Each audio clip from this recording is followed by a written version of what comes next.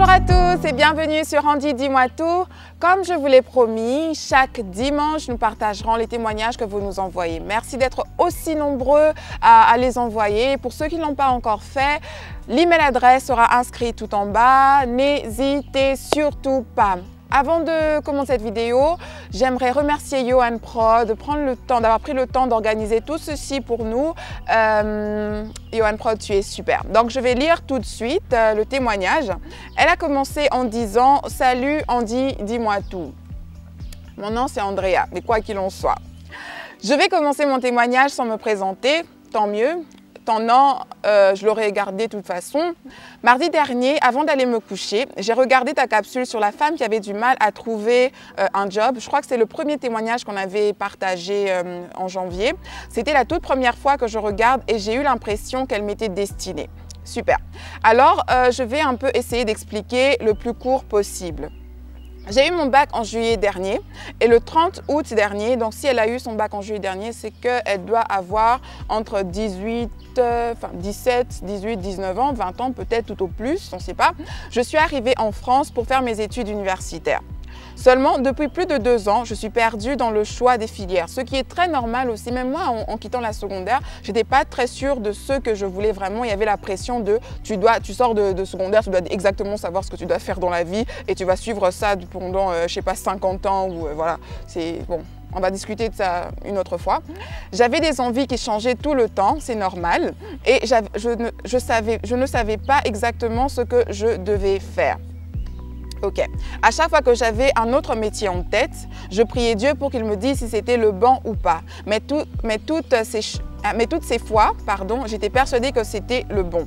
Je priais, mais maintenant je comprends que je n'étais pas disposée à entendre sa réponse. J'avais envie de faire un truc et j'étais persuadée qu'un signe m'encourageant, aussi petit soit-il, viendrait de Dieu. Quand j'ai eu mon bac, je me suis inscrite en médecine. Félicitations! Et depuis septembre, je suis en première année de médecine.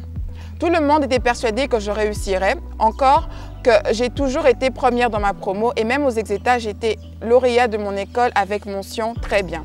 Bravo! Seulement, je n'y arrivais pas. Tout me semblait si difficile. J'ai passé mes examens de premier semestre et je les ai ratés. Mon semestre n'a donc pas été validé.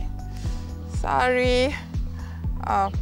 Quelques jours après, que j'ai reçu mes résultats, on m'a expliqué que je pouvais me réorienter pour éviter de perdre toute l'année et donc aller dans une autre fac. J'ai ignoré cette proposition parce que je tenais tellement à avoir ma place en médecine. Il y a tant de monde qui attend quelque chose de moi, mes anciens professeurs qui m'appellent, ma famille. Je me sentais pas capable de dire à qui que ce soit que j'avais abandonné.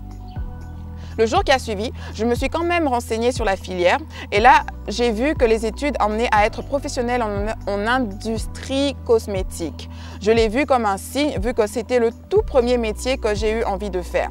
Depuis mes 12 jusqu'à mes 15 ans ou 16, je voulais travailler en industrie cosmétique. Mais j'ai quand même ignoré et je n'ai pas déposé ma candidature. On était mardi et la fin des candidatures était prévue pour jeudi. La nuit de mardi, j'ai regardé ta capsule, il y avait des passages qui m'ont parlé. Super! Ne fais pas les choses selon ton intelligence ou ton expérience, laisse Dieu faire les choses, exactement.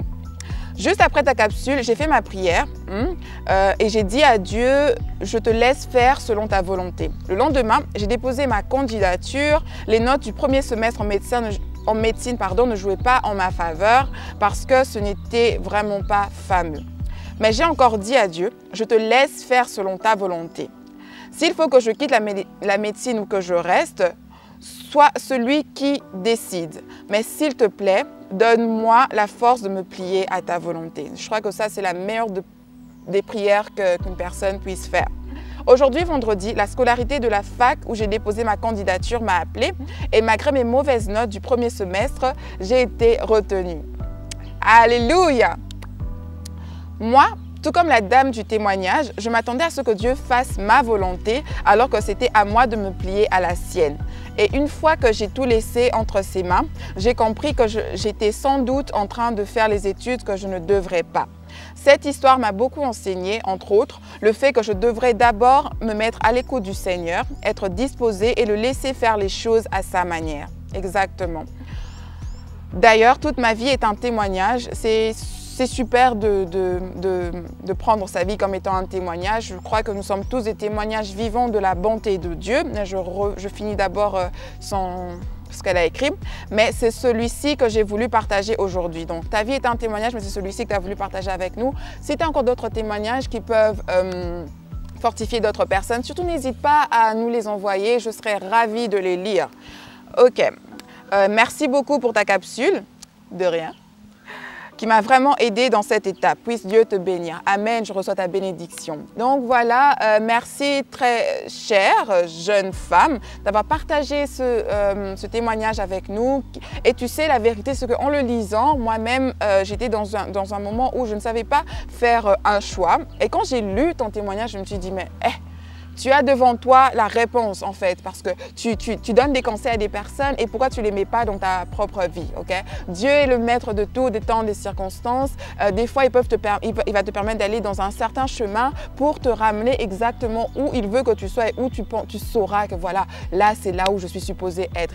Il connaît ton appel, il connaît ta destinée et je suis sûre que quand tu te donnes à lui, il ne te laissera jamais, au grand jamais, aller loin de ce pourquoi il t'a créé, de ce pourquoi il t'a appelé. Merci encore d'avoir partagé avec nous. À vous autres, je le redis, envoyez-nous vos témoignages et nous serons plus qu'enchantés de les partager chaque dimanche. Je vous dis à très bientôt, bisous, bonne semaine et que les écluses de cieux vous soient ouvertes, bénédiction sur vous et que chacune de vos entreprises soit fructueuse cette semaine, d'accord? Bisous et bye!